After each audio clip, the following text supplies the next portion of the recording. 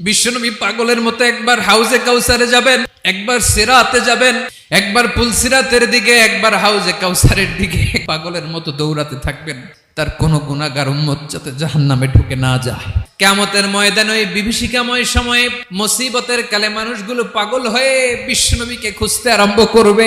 সবাই মিলে বিশ্বনবীর কাছে যেয়ে বলবে, ইয়া রাহমাতাল লিল আলামিন, দেখেন আমাদের কি অবস্থা, কি কঠিন বিপদে আমরা আছি, দাঁড়াতে পারি না, সূর্যের আলোতে ঘেমে হয়রান। বিশ্বনবী মাকামে মাহমুদে যে আল্লাহু আকবার বলে সিজদায় লুটিয়ে পড়বেন, বিশ্বনবী এমন ভাবে অজর দ্বারায় সিজদায় লুটিয়ে পড়ে কাঁদবেন, রব্বুল আলামিনের রহমতের দরিয়ায় জোশ লেগে যাবে। রব্বুল আলামিন এই দৃশ্য থেকে সহ্য করতে পারবেন না। রব্বুল আলামিন বলবেন, ইয়া মুহাম্মদ ইরফা রাসাক, ও নবী আপনি মাথা তোলেন, আপনার কান্না আমি সহ্য করতে পারি না, আজকে আপনি যা চাবেন তাই দেব।